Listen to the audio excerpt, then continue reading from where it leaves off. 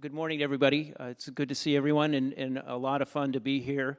I want to thank the LSI crew, Blake and Scott, for giving us a reason to gather and organize. I'm Ryan McGinnis. I'm Commercial General Manager at Triple Ring Technologies. Triple Ring Technologies, we stand side by side with innovators and entrepreneurs to solve hard problems, to launch breakthrough products, and to build companies. So we're a big group of doers, engineers, and scientists who build things.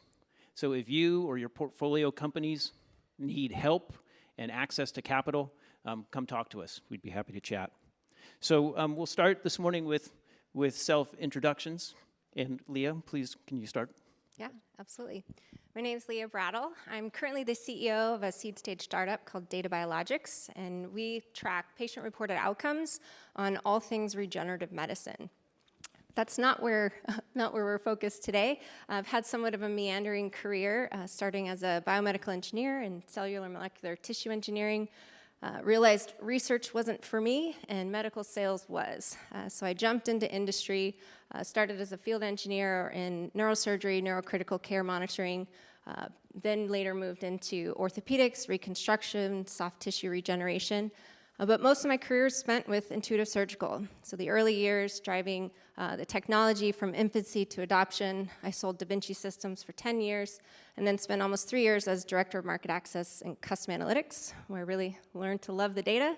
And then just a couple years ago, started my own company consulting STEM-powered solutions, and now CEO of Data Biologics.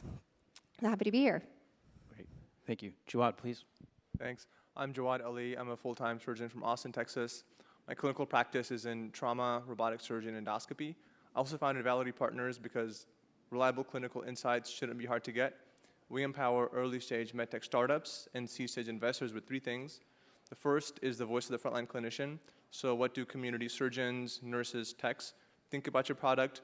How does it integrate into their workflow and environment? The second is navigating the healthcare marketplace. So understanding who's going to pay for your product or service and what analysis you have to do so it makes sense for them. The third is charting future trends. As you all know, healthcare is changing faster than ever. How can you set yourself up to take advantage of those changes and not be disrupted by them? And we do that at the earliest stage to help you avoid those pain points later on. Justin. Hey, I'm Justin Broad. I actually started out my career in video games. I wanted to be a video game developer, and I had a family member get ill, and I wondered, hey, maybe there's a way to use software and technology to help people. So I ended up studying biomedical engineering, wanting to invent healthcare technology, but I didn't really know how to get started. So I was asking around for advice, and a mentor told me if you want to invent something, you really need to understand the problem you're trying to solve first. And he thought a great way to do that was to be a doctor. So he helped me get into med school, and I went to UCLA and then trained to be an orthopedic surgeon there, and then experienced firsthand what I think is one of the biggest problems in healthcare today, which is how we train and assess healthcare professionals with procedures and surgery.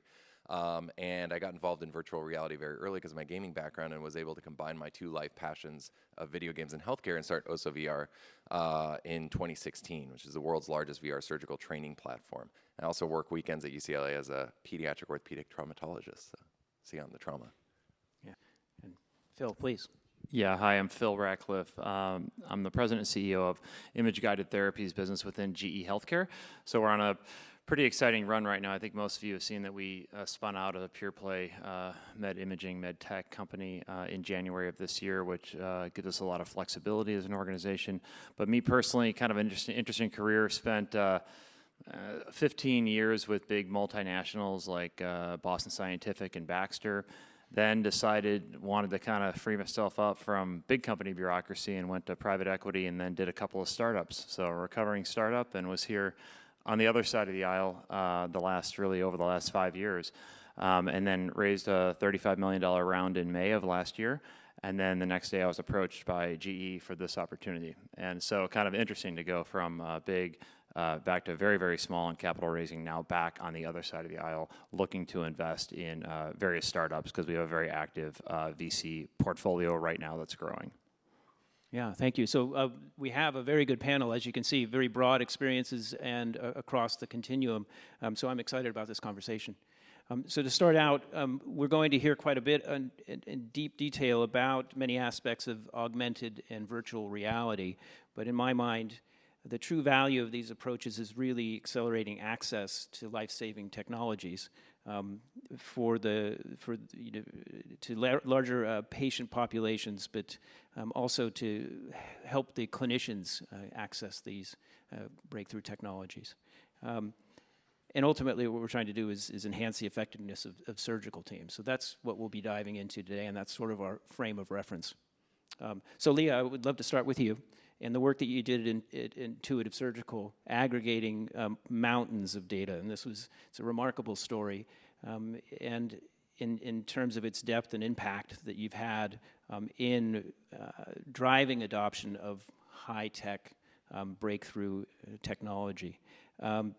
In some ways, you were struggling at the edge of what was humanly possible. So could you kind of give us some background and flavor of what you were doing? Absolutely. So I like to say that you can have a 510K, you can have a white paper that gets you in the door of the hospital, but you have to make it real for the physician. First, they have to believe in the technology, but next you have to have the entire team around them, and not just in the OR, from the C-suite all the way into SPD, to make it truly something they're willing to adopt. And when we think about data, there's data from the robot. I spent years working with robotic data, and I love what Gretchen had to say in the panel just before this. So we can give surgeons lots of insights on how long did it take you to do certain tasks? What instruments did you use? Where should your team be standing throughout this case? But ultimately, for them to adopt it, they have to believe it. And I think of the Pareto principle, right? 80-20 rule. It's 80% psychology, 20% technology when it comes to how physicians buy into the technology itself. So in order to make that real, one of the things we did early on, before we had digital streaming, before we had cloud access to robotic systems, we had paper and we had logbooks in the operating room. And it wasn't about length of stay, it wasn't about op time, it wasn't about skin to skin, it was how long did it take you to suture the defect? What was your approach? Was it medial to lateral? How did you transect the vessel? What devices did you use? And when you start to learn these things or introduce technologies, you also have to create that ecosystem of support. And support looks like finding the right surgeon to mentor a surgeon who's in practice. On the panel just before, they talked about this is adopting physicians after they're after residency, and they don't get that exposure to all these different technologies and different surgical approaches. So it is on the company and those of us introducing new technology to bring the right match to them. Here's this physician, and I noticed you're struggling with this, or here's how I've seen other physicians handle this kind of a bleed with the technologies that you're comfortable using. So it's really the merging of psychology and technology that allows for adoption of something like a robot, but every other technology, including regenerative medicine. That's what's got me excited about this new emerging field. It's the same psychology at play. Yeah, fascinating stuff. And so, Jawad, can you tell us a bit about your work at Validity Partners and the gap that you fill by asserting the practicing surgeon's perspective into tech development and the funding of MedTech COs? For sure. And we talked a little bit before this session about how, you come to these conferences, and then I go back to the community hospital where I practice, and you think there was an AI-powered robot behind every corner, and every patient was benefiting from a huge data set and analysis, but that's not the reality that we see. There's so much technology that's really not the bottleneck, and Daniel Hawkins talked about it yesterday. The problem is, the commercial environment and the clinical workflow and psychology. I think it's awesome that you think about that pretty deeply, because that's really kind of the bottleneck to these technologies. And so what we try to do is help companies understand, what decisions are clinicians making where your influence can impact outcome, right? And then how do you use that to understand what meaningful data points are to influence a clinician? What metrics you have to show so that the hospital system or the ASC or the payer is going to pay for it, and then how do you turn that into a business model? And like I said, when you can address those things earlier on, then you can avoid some of those pain points further down the road. Yeah. I mean, as we've spoken about, technology is amazing, and it's bells and whistles and the future and exciting, but very often your day starts with, is my patient properly shaved, right? And it's that intersection point of new and enabling technologies and the human element of having to deploy them. Totally, and some of those decisions are like pretty simple. You know, if you take body mass index, for example, just kilograms per meter squared, it's such a basic measurement, but it's not nuanced for the individual patient, and it shouldn't be that hard to have an understanding of, you know, for like we gave the example of like, you know, 63-year-old Hispanic female with diabetes, like you can't just use 35 for her, and then a 23-year-old, you know, athlete, the same 35 BMI is not, you know, it's not equivalent, but yet we treat it that way. Yeah, interesting. And Justin, your team is leveraging the incredibly rich data that we have today that Leah has mentioned, and then also the challenges that Jawad has been talking about.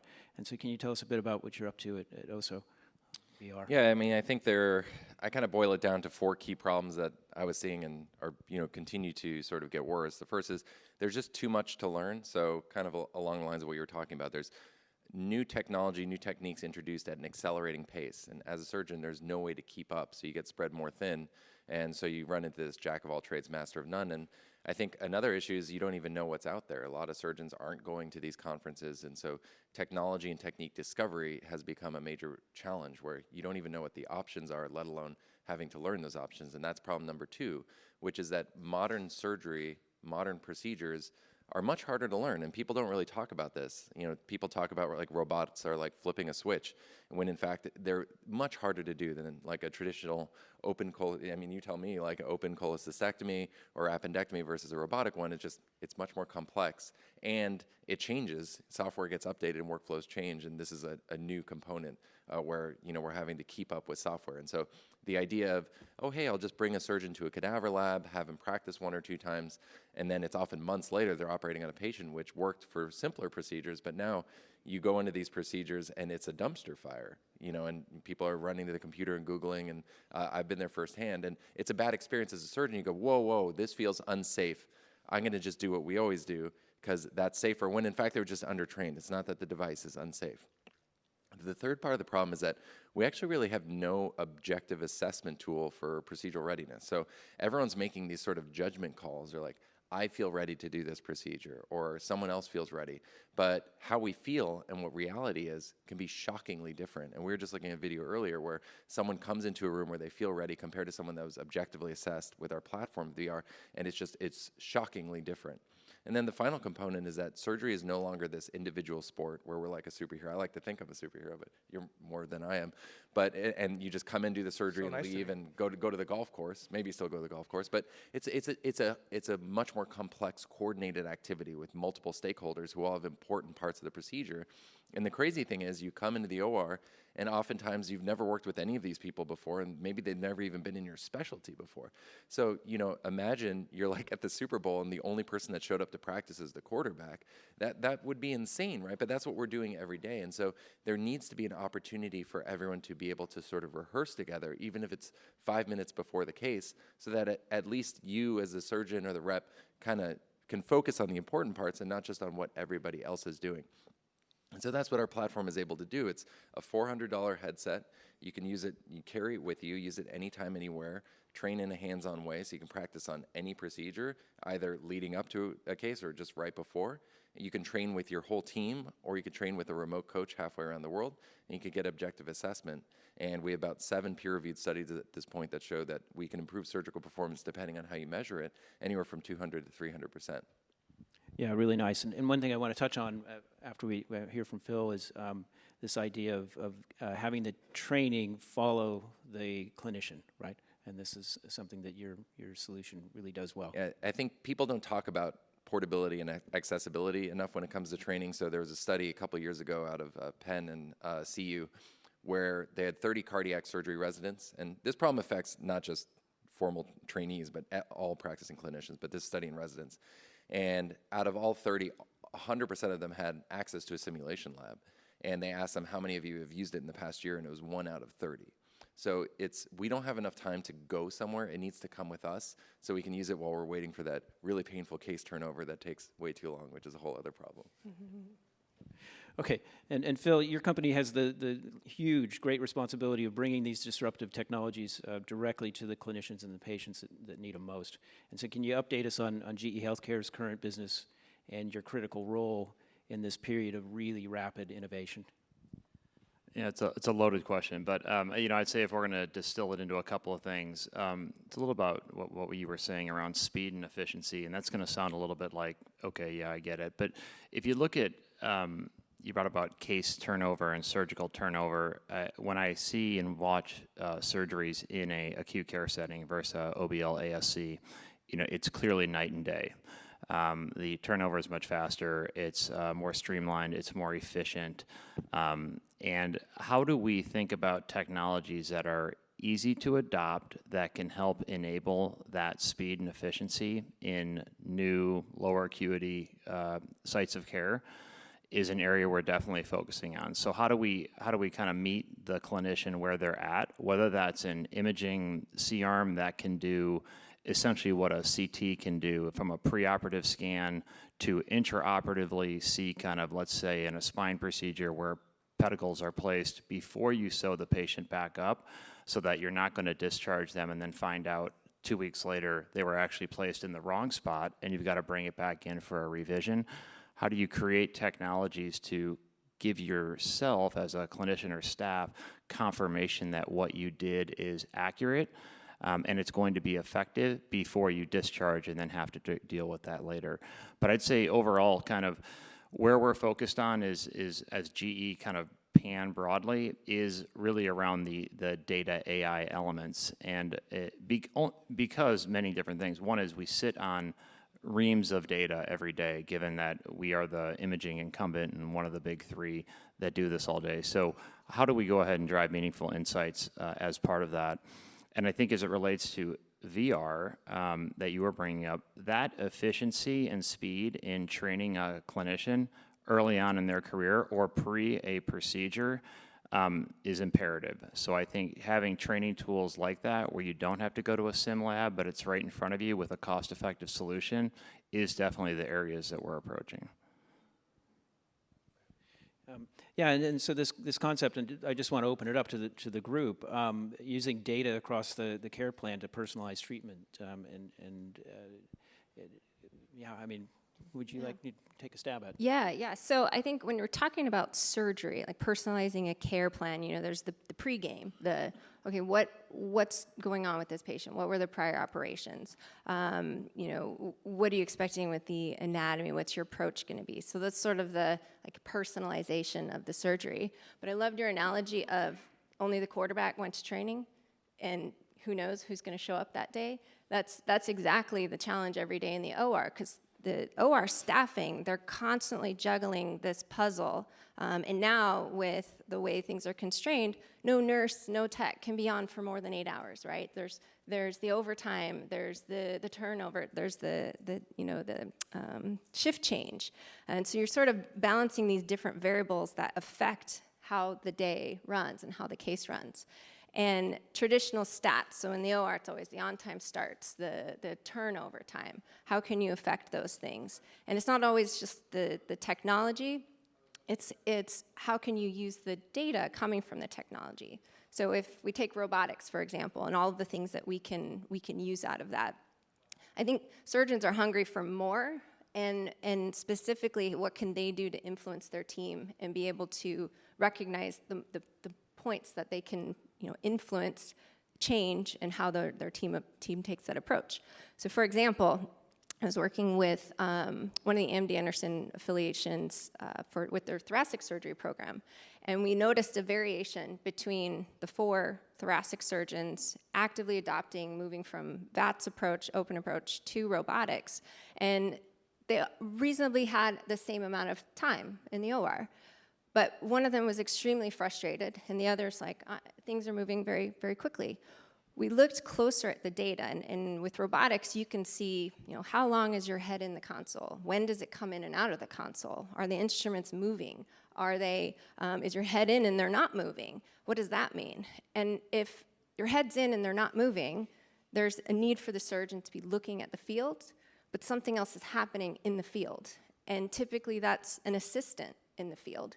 And if we can isolate those segments, those specific activities that are happening, that gives the surgeon something they can take back to their team and say, you know, my time with my head in the console and not moving the instruments is twice as long as my partner's.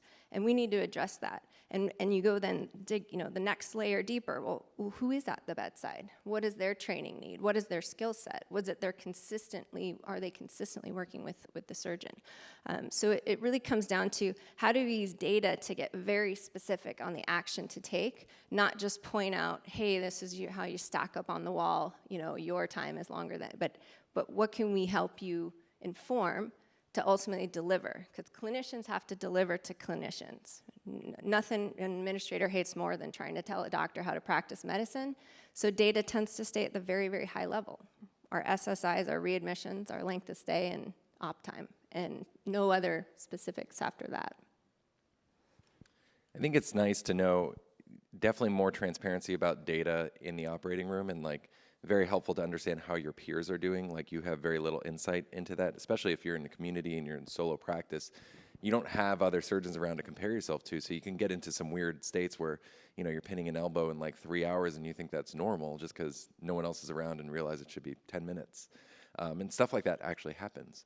But I think while that's an important part of the feedback loop, what I always found was interesting, you know, we do something in medicine called M&M, or morbidity and mortality, where we talk about things that went horribly wrong in the OR and how we could do better next time.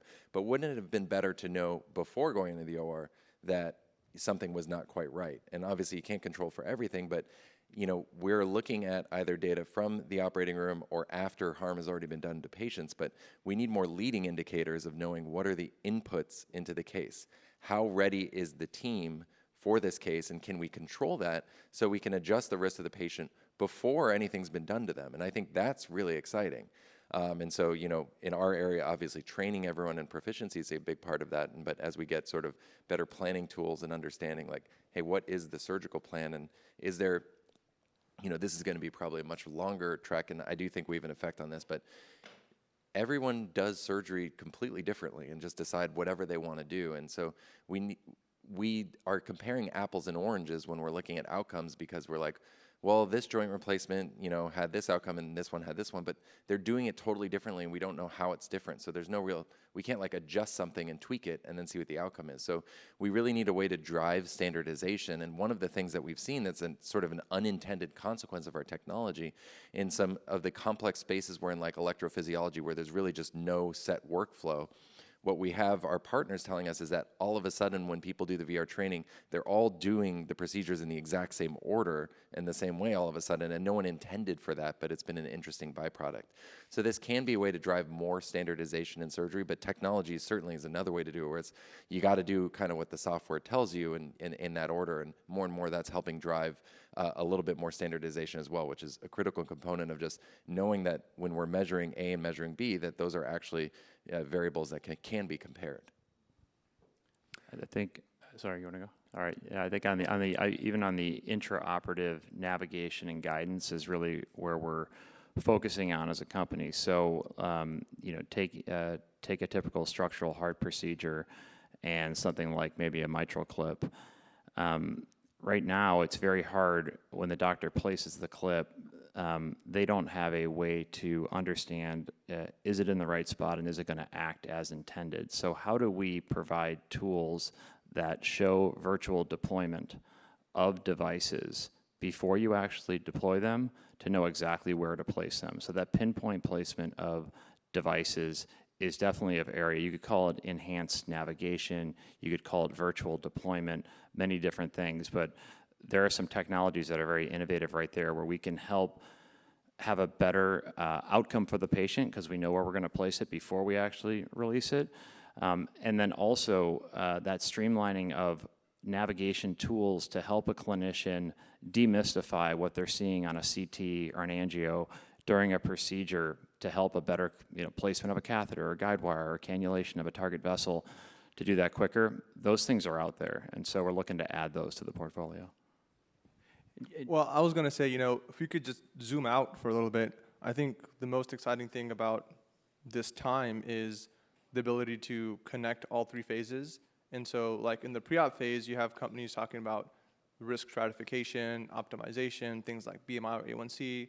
In the intraoperative phase, you have so much tech, right? I mean, training is huge, standardization is huge, technology, obviously, AR guidance, and then the post-op phase, care at home, remote patient monitoring. But I think the real potential is when you connect all those things together, you get the information behind it, then you can have personalized insights for that specific patient, and you can understand, what specific metrics do they have to meet that they can realistically meet, what's the best operation for them, and maybe it's a laparoscopic IPOM, maybe it's a robotic TAR, and they should go to somebody else for that. What's the best place to take care of them? Is it at home? How many tablets of oxy do they need? Things like that.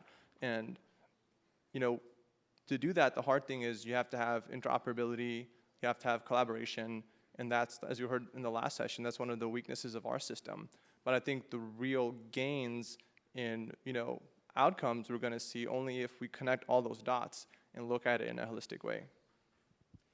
Well, and we discussed this earlier. I want to use you to verify some of these,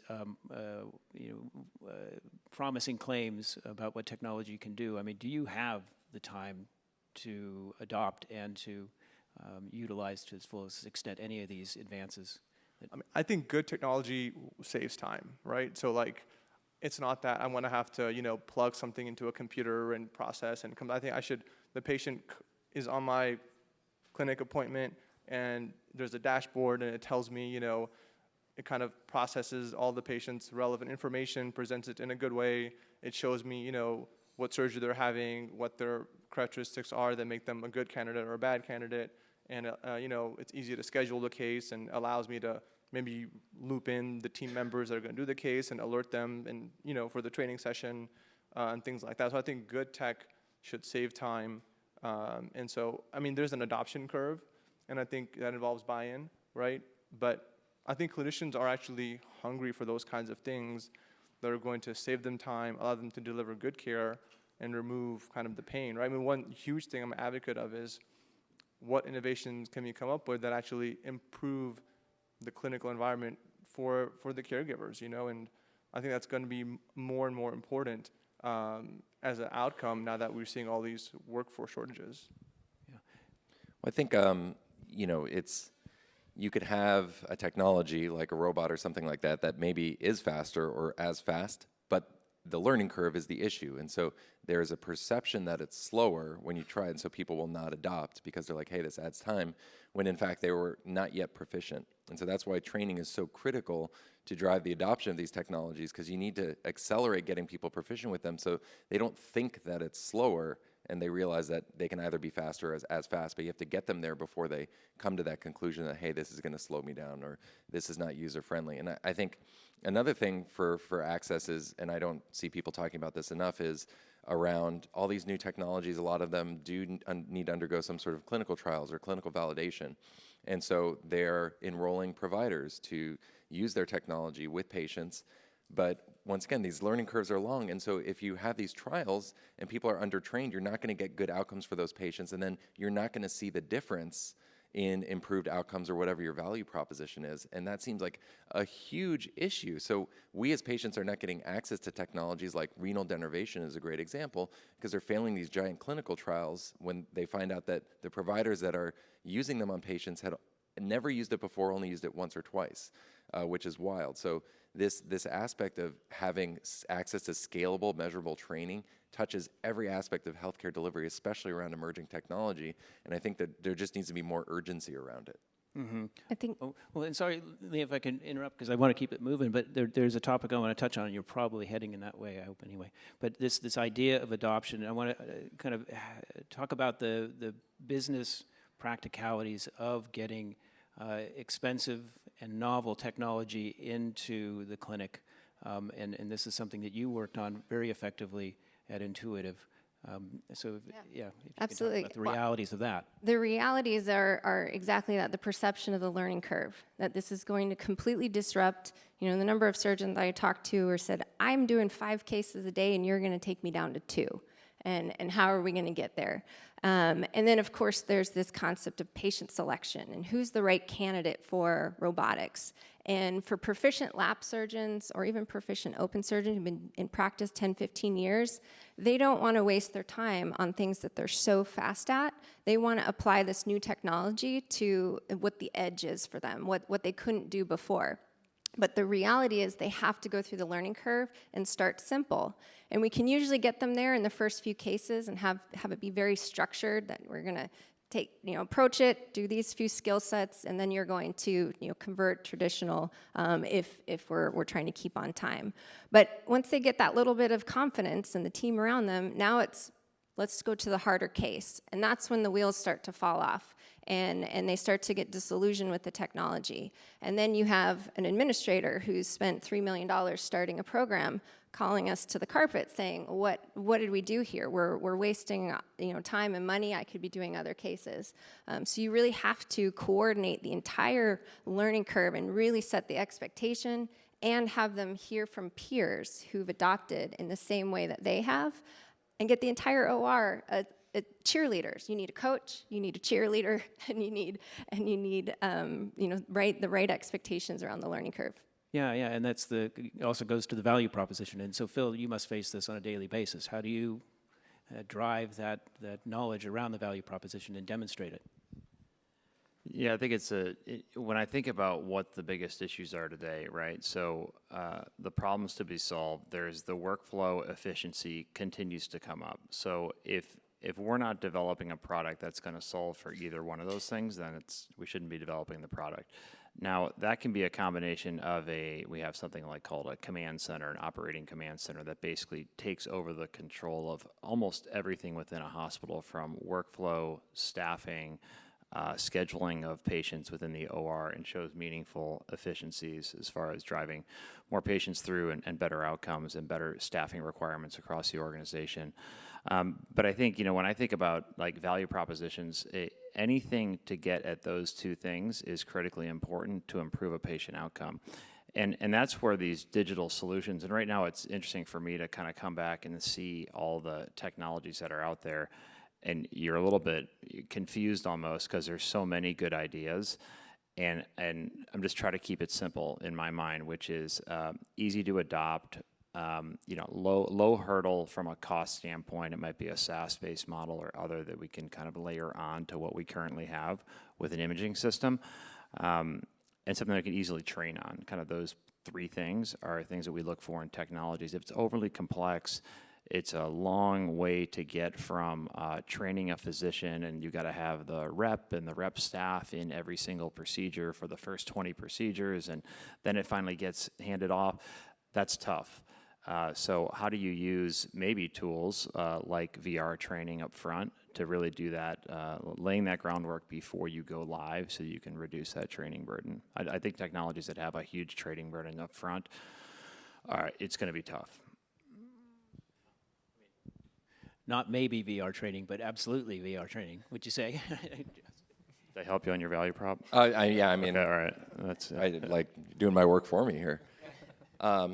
Yeah, I mean, I think that we are seeing our technology, being driven by these different specialties where they're hitting this threshold where the complexity, the length of the learning curve, the number of procedures available just sort of exceed the capacity to just sort of figure it out and cowboy it, which is, what we saw in the orthopedic space when we got started, which is really where the demand was, where there's no real, everything was very manual, it was one-to-one training, you're going to cadaver labs. And the pull-through from these labs is really crazy because, once again, you go to the lab, you're operating patient performance later, it's a dumpster fire, and people don't adopt. So, people are investing tens of millions of dollars a year as business units and hundreds of millions of dollars a year as a company, and they're seeing 10 to 20% adoption from these investments in education, which can't be tied to sales for compliance reasons, but that's obviously what it is and part of the selling process. So they're like, well, how can we get a better result from our education pathways? How can we do it more efficiently, especially in this environment? How can we cut costs but get better outcomes? And that's where we're seeing a lot of the adoption, where the sales force is using it to train themselves. They're out in the field using it to demonstrate to their customers. They're training the customers to drive adoption. And then on the capital equipment side, which is a huge issue, is this conversation that needs to take place between the clinician and the hospital administration and value analysis committee, where you suddenly have someone selling your product that is not on your team. They don't have access to your product, and they're trying to describe something unbelievably complex to someone that is not a technology person. And so, you really should always show, don't tell, and letting people experience the technology for themselves. And that's what we always see is when someone just gets hands-on with something, they go, oh, I see, this makes sense to me, I get it. What's the next step? And so, just helping across the board with the reps, the surgeons, the hospital administrators is necessary so that we can start to drive intelligent decision-making amongst surgical technologies.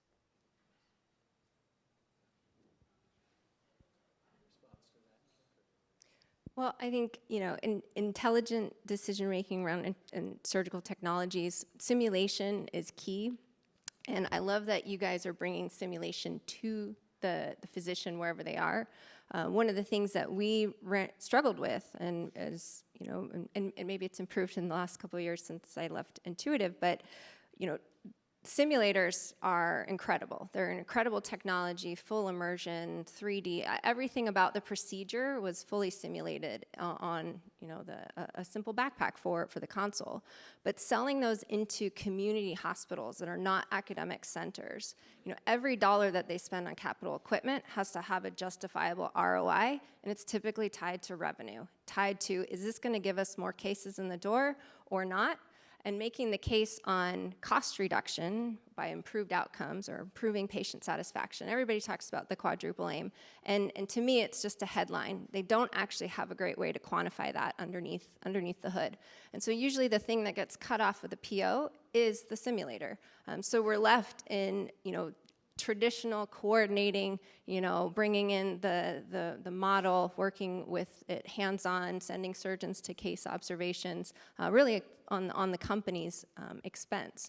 So evolving surgical simulation is critical, and it has to become mainstream in the community setting, not just in academia, because most of these physicians are adopting it in the community setting or in their practice. It's no secret, I think, in this room that academia actually are the last ones to fully adopt a technology, partly because they try to serve, all the flavors, because they know some of their fellows and residents are going to go out into the rural hospital, and they're not going to have a stellar lab team that knows how to, run an efficient room. They're maybe by themselves working with a tech. So maybe open surgery is the only solution.